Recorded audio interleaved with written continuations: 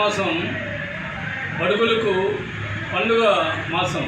ఎందుకంటే ఏప్రిల్ 5వ తేదీ బాబు జగజ్జీవన్ రావు పుట్టినరోజు, అట్లాగే 11వ తేదీ మహాత్మా జ్యోతిరావు పూలే గారి జన్మదినం, 14వ తేదీ వచ్చేసి ప్రపంచ మేధావి డాక్టర్ బిఆర్ అంబేద్కర్ యొక్క జన్మదినం, అట్లాగే 30 శ్రీశ్రీ గారి జన్మదినం.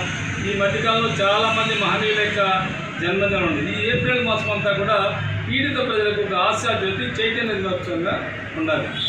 అయితే ఇవాళ 11న జ్యోతిరావు పూలే గారి పుట్టినరోజు.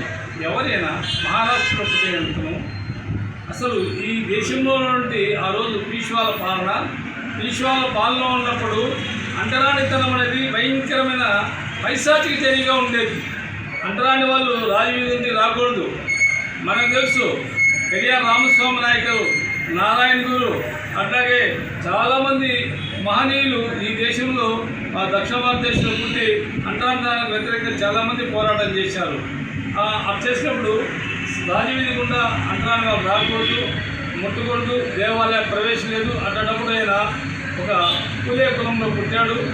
మరి వాళ్ళ తండ్రి చిన్న వ్యాపారం చేసుకుని వ్యవసాయం చేసుకున్నాడు. ఈయన పుట్టిన తర్వాత ఆయన చిన్నతనంలోనే పెళ్లి చేశారు సావిత్రిబాయి పూలే.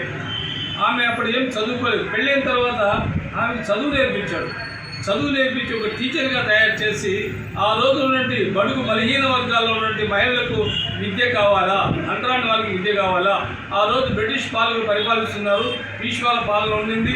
ఆ పీష్వాల పాలనప్పుడు మహిళలకు విద్య లేదు. వేదాలు చదివితే నాలుగు కోసేవాళ్ళు, వేదాలు వింటే చెవిలో సీసం పోసే రోజుల్లో ఆయన దానికి వ్యతిరేకంగా కూడా ఉద్యమించి నడుము బిగించి భార్యకు విద్య నేర్పించి ఆమె టీచర్గా తయారు చేసి బ్రాహ్మణ కులాల్లో ఏం చేశారంటే చిన్నలో ముసలి వాళ్ళకి ఇచ్చి పెళ్లి చేస్తే, బాల్య వివాహాలు చేస్తే వాళ్ళు చనిపోతే వైద్యులుగా ఉండేవాళ్ళు.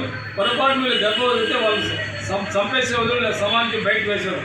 అట్లా వాళ్ళందరినీ తీసుకొచ్చేసి ఒక ఆశ్రమంలాగా ఏర్పాటు చేసి సావిత్రిబాయి పూలే అమ్మగారు వాళ్ళకి అన్ని కాన్పు చేసి వాళ్ళ పిల్లలకు భోజనం పెట్టి వాళ్ళ పిల్లలకు చదువు చెప్పి, అట్లాగే శూద్ర కులాల వాళ్ళకి చదువు చెప్పి మొత్తం జాతి జనాన్ని చైతన్యం చేసిన చరిత్ర ఆయన ఉంది. అంతేకాకుండా ఆ రోజు రిజర్వేషన్ అమలు కావాలని చెప్పేసి పీడిత ప్రజలకు చదువు కావాలని బ్రిటిష్ వాళ్ళతో పెట్టి స్కూళ్ళు కట్టించే చరిత్ర మహాత్మా పూలేకు ఉంది. ఈయన పాఠశాల పెడితే బ్రాహ్మణ కులస్తులు మొత్తంగా కూడా ఏం చేశారంటే, మరి ఇవాళ పాఠశాల పెడితే జాతి జనం చైతన్యం అవుతారు. చైతన్యం అయితే బ్రాహ్మణవాదాన్ని తిరుగుబాటు చేస్తారు. కాబట్టి ఏం చేయాలంటే ఎక్కడ పాఠశాల పెట్టినా ఆ బిల్డింగ్ కట్టిన వాళ్ళు ఇవ్వద్దు అనేసేవాళ్ళు. అట్లాగే వాళ్ళ నాయన చెప్పేసి నీ కొడుకు చెప్పు, ఏం చెప్తావో స్కూల్ గీని పెట్టకూడదు, పాఠశాల గీసి ఉండకూడదు. కాబట్టి ఏదైనా కూడా ఉంటే ఆయన వరకు ఆయన బతుకోమని చెప్పు, అంతేగాని పాఠశాల పెట్టకూడదు, ఆయన భార్య టీచర్గా ఉండకూడదు అంటే ఇంట్లో నుంచి వాళ్ళు ఆయన తరిమేస్తే బయట పోయేసి స్నేహితుల ఇంట్లో వాళ్ళ ఇంట్లో స్కూల్ పెడితే ఆమె రోజు ఇంటి నుంచి పాఠశాలకు పోతే ఈ అగ్రకులాలకు సంబంధించిన యువత ఆమె పైన పేడ పెంట వేసేవాళ్ళు. అందుకని ఆమె రోజు ఏం చేస్తుంటే ఒక చీర ఎక్స్ట్రాగా తీసుకొని స్కూల్కి పిల్లలకు పాఠాలు చెప్పేది, మళ్ళీ వచ్చేవాడు మైలైన చీర కట్టుకొని వచ్చేది. ఇట్లా ఉంటూ మొత్తానికి కూడా ఆమె వేలాది మందికి చదువు చెప్పిన తల్లి. మొట్టమొదట మహిళా టీచర్ ఈ భారతదేశంలో సావిత్రిబాయి పూలే. మరి టీచర్స్ డే వచ్చేసి రాధాకృష్ణ పుట్టినరోజు చేస్తున్నారు. కానీ ఇంకా కూడా ఈమె మొట్టమొదటి టీచర్స్ డే సావిత్రిబాయి పూలే చేయాలి. అయితే ఈయన చేసిన సంస్కరణ ఏమంటే ఆ రోజు ఒక సొసైటీని ఏర్పాటు చేసి ఆ సొసైటీ ద్వారా అనేక మందిని చైతన్యం చేసి ప్రభుత్వంలో ఉన్నటువంటి నిధులను ప్రజలకు ఉపయోగించి విద్యను అభివృద్ధి చేశాడు. అంతేకాకుండా రైతులకు అనేకమైన ఆశ్రయించి వాళ్ళ రైతు సమస్యల పైన పనిచేశాడు. ఈయన రాసినటువంటి పుస్తకాలు చూస్తే బ్రహ్మాండమైన చైతన్యం గురించే పుస్తకాలు ఈయన రాశాడు. కాబట్టి ఆయన మనకి ఇచ్చింది ఏమంటే, ఈయన డాక్టర్ బాబాసాహెబ్ అంబేద్కర్కు స్ఫూర్తి. బాబాసాహెబ్ అంబేద్కర్ అంటాడు, నాకు 3 గురువులు. ఒకరు వచ్చేసి జ్యోతిబా పూలే, తర్వాత బుద్ధుడు, మరి ఫకీరు. ఆయన ముగ్గురు గురువులు అంటారు, వీళ్ళు అంటారు. మరి ఈయన ఏం చేస్తారంటే ఒక స్పందన, ఒక చైతన్యము, ఒక నూతన వరవడిని ఈ దేశంలో సృష్టించాడు. అగ్ర కులాలకు వ్యతిరేకంగా కూడా పోరాటం చేశాడు. ఒకసారి తన బ్రాహ్మణ స్నేహితులు పెళ్లికి వెళ్తే పెళ్లిలో ఊరేగింపులో ఉంటే బ్రాహ్మణులతో తరిమేస్తే నువ్వు రావద్దు, నువ్వు శూద్రుడు తరిమేస్తే ఆయన బయట వచ్చి వాళ్ళ తండ్రికి చెప్తాడు, తండ్రి గారు ఈ విధంగా నా స్నేహితుని పెళ్లి ఊరేగింపులో పోతుంటే బ్రాహ్మణుడు నన్ను తరిమేసి అంటాడు. అప్పుడు వాళ్ళ నాన్న చెప్తాడు, నువ్వు చాలా అదృష్టవంతుడురా, అదే పీష్వాలు చూసిందే నిన్ను కొట్టి చంపేసేవాళ్ళు.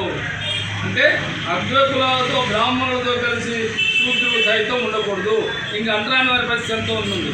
దానికి వ్యతిరేకంగా చైతన్యవంతమైన పోరాటాలు చేసి ఈ సమాజాన్ని ఒక నూతన ఒరవడి చేసి అంబేద్కర్ కూడా ఆయన గురువయ్యాడు.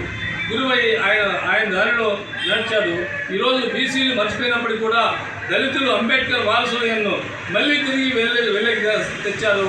ఒకటి ఇవాళ ఎస్సీ ఎస్టీ బీసీ మైనారిటీ ఏకమయ్యి ఇవాళ ఉన్నటువంటి కూటమి ప్రభుత్వం అయితే ఏదైతే పీడిత ప్రజలకు వ్యతిరేకంగా ఉందో ఆ ప్రభుత్వం వ్యతిరేకంగా చైతన్యవంతం చేయాల్సిన ఆయన దారిని నడవాల్సిన ఆవశ్యకత మనకుంది. మరి దీన్ని మనం ఒక చైతన్యవంతంగా భిన్నంగా చేసుకోవాలా. రెండవది ఏమంటే రేపు జరిగే 14న ఒక రాజ్యాంగ పరిరక్షణ దినంగా మనం పాటించి అనేక చోట్ల మనం అంబేద్కర్ జయంతులు రాజ్యాంగ పరిరక్షణగా జరుపుకోవాలని అనేక ప్రజా సంఘాలకు దళిత సంఘాలకు మేము విజ్ఞప్తి చేస్తున్నాం. జై భీమ్, జై మహారాజ్.